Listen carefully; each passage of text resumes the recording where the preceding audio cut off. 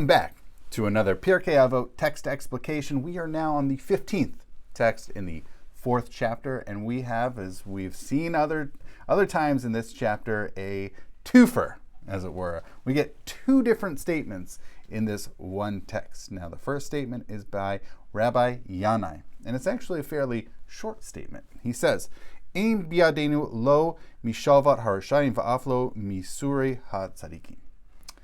It is not in our hands to either the security of the wicked, nor even the afflictions of the righteous. So really, this is, the fancy word is theodicy, okay? How do we deal with theodicy? Okay, fancy word for why do good things happen to bad people and bad things happen to good people? He says, look, we just cannot, it's not in our hands. In biadenu. It's interesting, by the way, this language of hand in the previous text that we had encountered from Rabbi Nehorai, he used the language of hands also, right? He said, you're not supposed to say something, you're not supposed to say that the words of that Torah will follow you, shechaverecha yikaimuha biyadecha, because they are the ones who help keep the Torah in your hand, right? Help you endure that in your hand. But really the hand language is from the previous text of Rabbi Nehorai is talking about sort of hand is really more in your mind, right? That you're able to grasp it. I think that's really what the hand language, just as in the previous text, meant to grasp it in a physical sense, but really meaning in an intellectual or mental sense. Here too in our text with Rabbi Yanai, Ein biadenu, it's not in our hands. It's not physically, literally our hands. It's more of in our minds that we're able to grasp it or intellectually apprehend it. So to really understand it. He says, look, we just cannot understand why wicked people have security, that they're comfortable, nor why righteous people, good people, they suffer. He just says, we just can't do it. Even though, and really what the question that is being pointed up is, how come we would imagine that we would think that there's an even set of consequences. You do good things, you get good things. You do bad things happen to you. But that's not the way the world works. Even though we want to believe that there's a sort of a one-to-one equivalency, doing good things, you get good rewards, and that's just not the way the world works. And he says, I don't know why Rishaim and Tzadikim experience these things. Rishaim are the wicked, and why the Tzadikim, the righteous, suffer. It's not something that we can understand. Okay.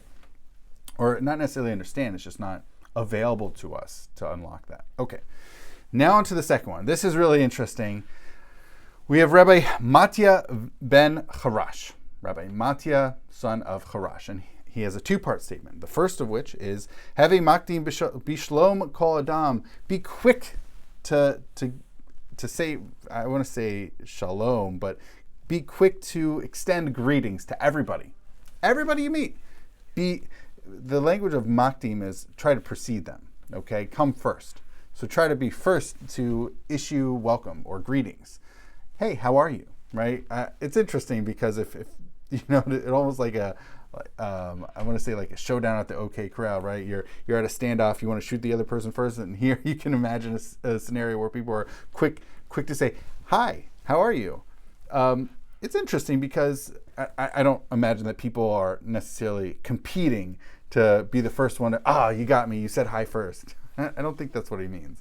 I don't think he's trying to say that there should be a competition for this. It's just simply be quick to do it, right? Try to say hello first.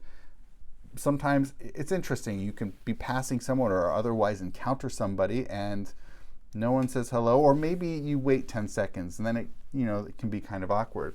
I think the advice he's giving here is it makes things less awkward if you just are quick to say hello, say hi, how are you doing? Hi, my name is, and it makes things a lot less awkward and really gets the social wheels going. Okay.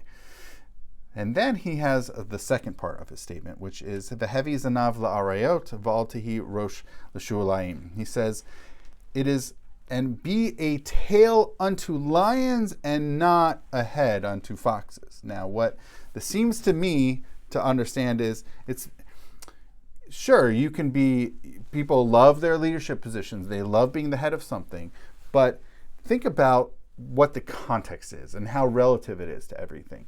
Yeah, you can be ahead of something, but if it's merely to foxes versus being a tail to a lion, even though you would think being a tail is not a good thing, right, versus being a head, yet what his advice here is, he's articulating is, sure, it might be lower, a tail versus a head, but being a tail to a lion, you're still going to be a head rather than the head of a fox. So in sum, we have Rabbi Yanai, who said, look, we just cannot, it's just not, we don't have access to understand why wicked people are comfortable and righteous people suffer. It's just not, we want to try to understand.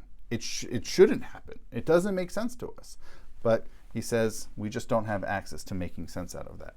And then we have Rabbi Mattia ben Harash, Rabbi Mattia, son of Harash, who says, be quick to issue welcomes or greetings to people.